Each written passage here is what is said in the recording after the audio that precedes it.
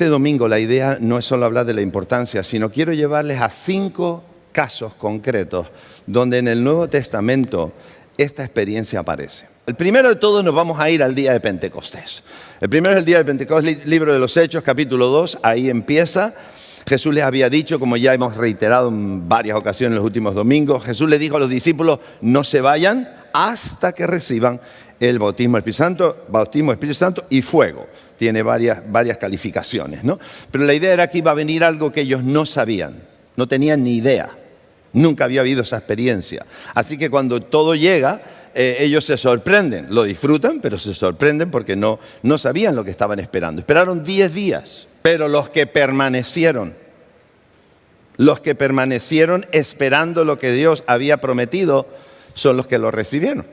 Dice que cuando ese ruido se metió, mucha gente vino. Y como el día de Pentecostés era una de las 3 fiestas primordiales del pueblo judío, Jerusalén estaba lleno de gente judíos que venían de todos lados para la fiesta. Los hombres judíos, los varones, tenían que venir 3 veces al año al templo, a Jerusalén, a visitar el templo, a traer sus ofrendas, sus diezmos, cosas, los regalos o cosas que traían para Dios, y venían normalmente 3 veces al año. Esta era una. Entonces había gente, dice la Biblia más adelante, de unos 14 países diferentes.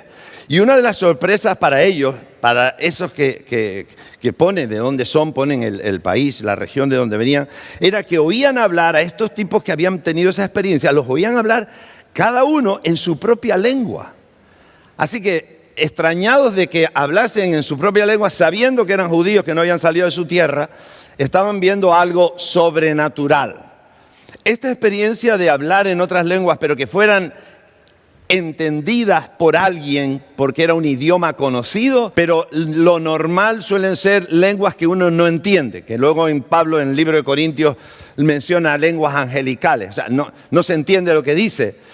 Pero no hace falta entender en sí, lo que importa es que el Espíritu Santo haga lo que Él quiere hacer. Y esta es la sumisión que uno quiere darle a Dios. Que Dios haga en mi vida lo que Él quiere hacer. Cuando yo digo, Señor, hágase tu voluntad, estoy intentando decir, Señor, aquí estoy, hágase tu voluntad. Pero vamos con el segundo caso. El segundo caso ocurre en Samaria.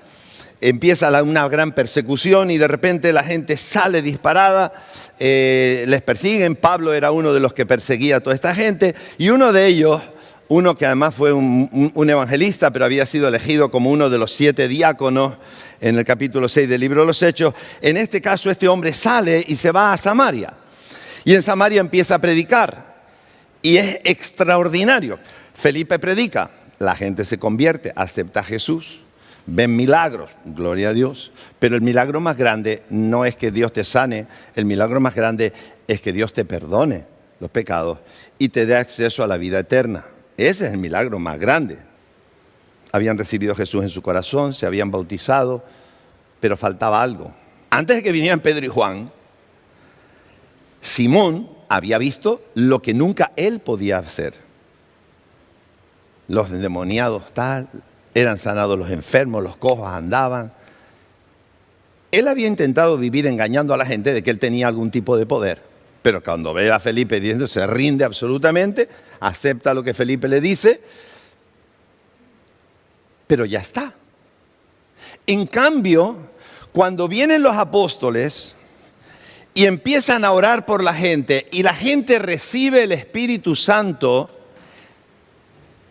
a él le voló la cabeza. No me preguntes por qué, porque esta es la idea de a ver cómo lo solucionamos.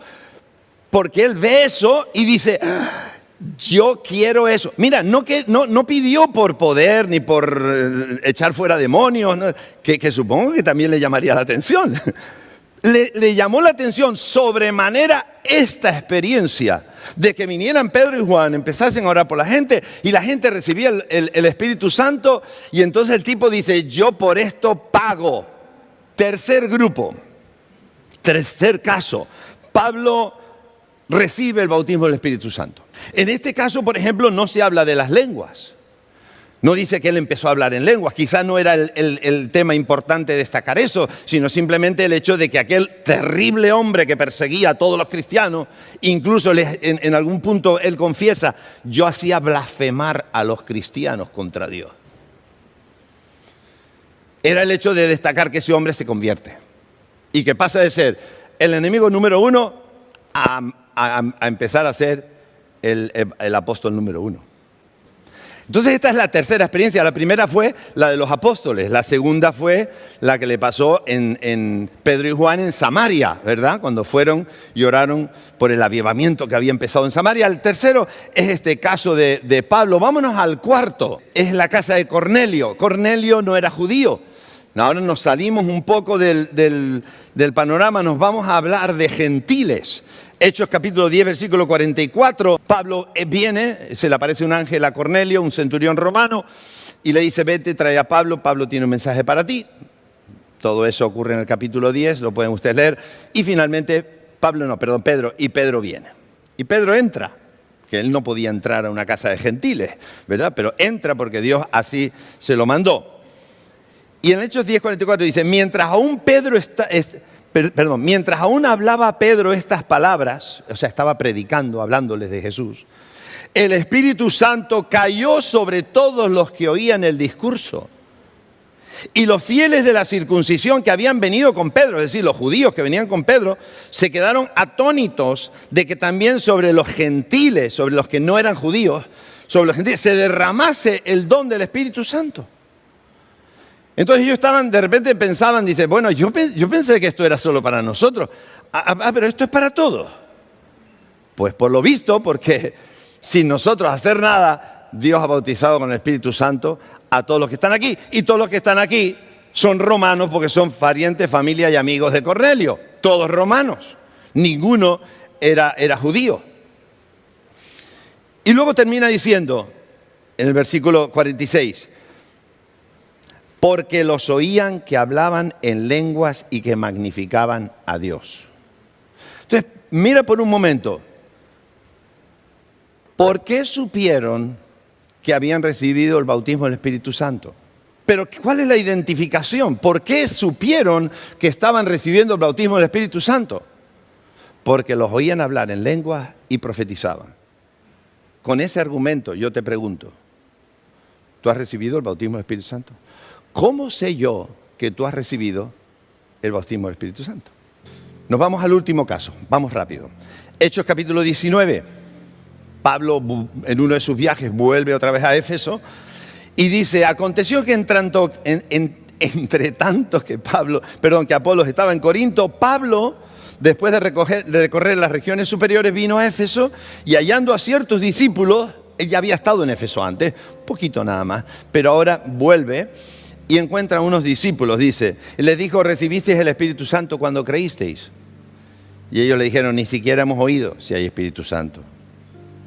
Entonces dijo, ¿en qué pues fuisteis bautizados? Y ellos dijeron, en el bautismo de Juan. Y dijo Pablo, Juan bautizó con bautismo de arrepentimiento, diciendo al pueblo que creyesen en aquel que vendría después de él, esto es, en Jesús el Cristo. Cuando oyeron esto, fueron bautizados en el nombre del Señor Jesús. Y ese bautismo es el bautismo de agua. Está claro, yo lo capto rápido. No tiene que ver con el bautismo del Espíritu Santo. Esto es el bautismo en agua, bautizados en el nombre del Señor Jesús. Y habiéndoles impuesto Pablo las manos, y esta es otra situación distinta, los bautizas en agua, pero hay otra experiencia distinta. Y habiéndoles impuesto las manos, Pablo vino sobre ellos el Espíritu Santo. Y hablaban en lenguas y profetizaban. Dios te quiere usar. Dios quiere hacer cosas contigo. No, Dios no quiere que seas una planta que crece y le pasa lo que le tiene que pasar. No.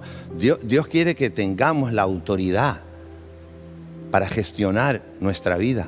Pero quiero decirte que Dios quiere bautizarte con su Espíritu Santo. Y no hará falta que nadie imponga manos sobre ti, ni que ocurra nada súper extraordinario, místico. Si pone sus manos sobre mí entonces. No. Esto es algo que el Señor puede hacer. Y lo puede hacer en tu casa, mientras duermes, mientras estás en el baño. O sea, mientras lo estás buscando, Dios viene y te bautiza. ¿Por qué te cuento estas 5 experiencias?